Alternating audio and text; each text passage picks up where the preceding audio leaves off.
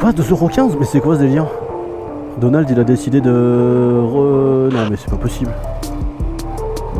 Après tu me diras je dis ça mais c'est affiché de 18 là-bas. Qu'est-ce que c'est que ces Pataquec? Voilà, je vais encore me faire avoir.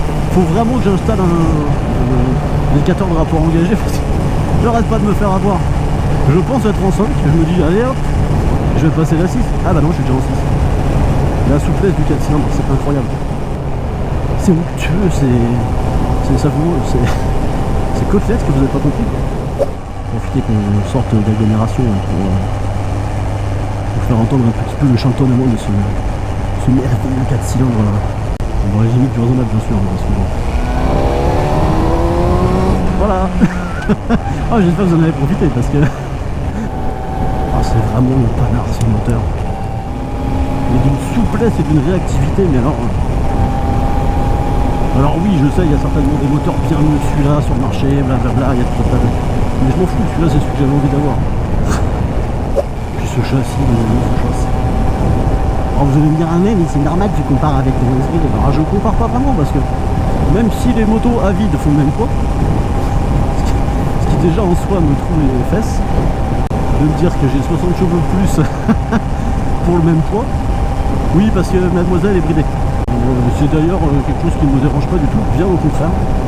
Ce qui étant poireau, même si j'ai fait plus de 40 000 en 2 ans avec mon SV, j'estime pas forcément être un pilote. Donc non, moi je me dis,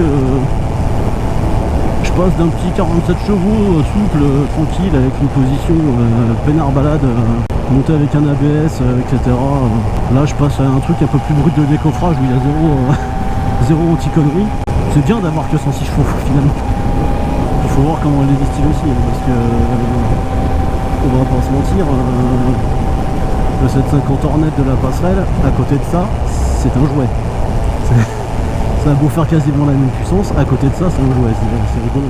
Alors bonne surprise, je pensais que ça allait être vachement plus pourri que ça, en ressenti sur les petites routes un peu défoncées. Là on est sur des revêtements départementales secondaires, pas top. Mais ça cogne un petit peu plus dans les mains hein, parce que forcément la fourche est beaucoup plus rigide que celle du SV. Mais ça va encore en fait je trouve. C'est pas un comportement que je trouve rédhibitoire pour rouler tous les jours quoi. Après c'était un peu au cahier des charges de Suzuki à l'époque. Les petits enchaînements comme ça là. Déjà qu'avec le SV je trouvais que l'agilité était au rendez-vous, mais alors là c'est même plus de l'agilité là, c'est... La moto, je regarde où je veux aller, elle y va quoi. Après je roule pas non plus à des vitesses de ouf parce qu'on est sur route ouverte. Donc j'essaie de garder toute ma raison. Et c'est vrai que je me dis j'ai bien fait d'attendre un petit peu pour passer mon permis quand même. Parce que on va pas se mentir, hein. Plus jeune à l'époque où j'ai acheté ce blouson, donc il fait référence aux couleurs du GSX-R, hein. Certains l'avaient certainement compris depuis très longtemps. Il y a plus de 20 ans que j'ai acheté ce blouson. J'aurais eu ça entre les mains en sortant d'un permis qui à l'époque n'imposait pas de limite pendant 2 ans, si ce n'est quand on passait le permis avant 21 ans d'être pédé à 34 chevaux. Sauf que moi j'avais commencé à prendre une mission après 21 ans, comme un mec malin que j'étais, n'est-ce pas? Et ben non, je ne serais plus de seconde à mon avis. Ah, quand je vois, oui, quand je vois comment c'est un pouce au crime, non, cette photo, on va pas se mentir. Là, bon, maintenant que je pense quelqu'un de raisonnable, et ben j'en profite, j'entends son petit feulement de 4 pattes qui me chatouille les oreilles, qui me titille les papilles. Titille les papilles, ça sera mieux, je ne lèche pas l'échappement, ça peut pas me titiller les papilles, espèce de... Non mais voilà, on peut rouler sur une sportive sans être un acharné qui va poser le genou entre les virages.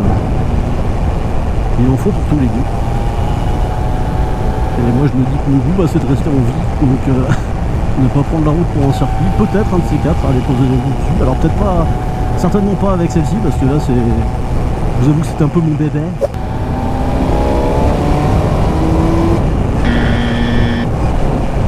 Hop, je me suis encore fatigué à passer la 7ème alors qu'il n'y en a pas.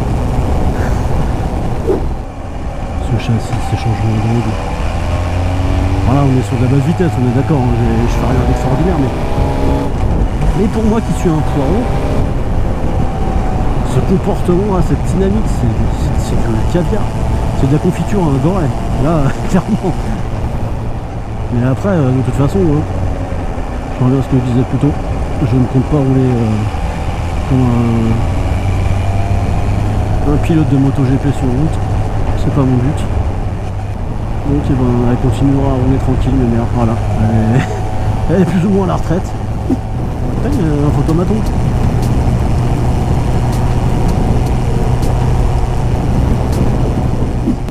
Quelle est belle cette moto. Ah mais je reste pointu à chaque fois que je la vois, c'est incroyable. J'ai toujours du mal à croire que c'est la mienne, c'est un phénomène assez étrange. Je l'ai mise dans le fond d'écran sur mon PC, sur mon téléphone. Et à chaque fois que je vois un truc, je fais waouh.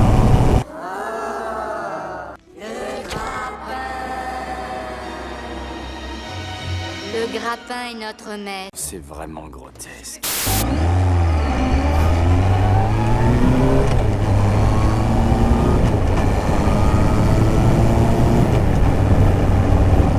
C'est impressionnant, j'ai l'impression d'avoir un monstre, une bête sauvage, un foussa. Nous avons toujours été attaqués et dévorés par les redoutables foussards.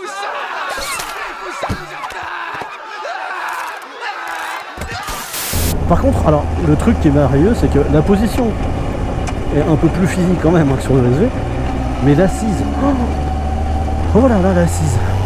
Et ben on est vachement mieux assis sur le Gex, c'est incroyable.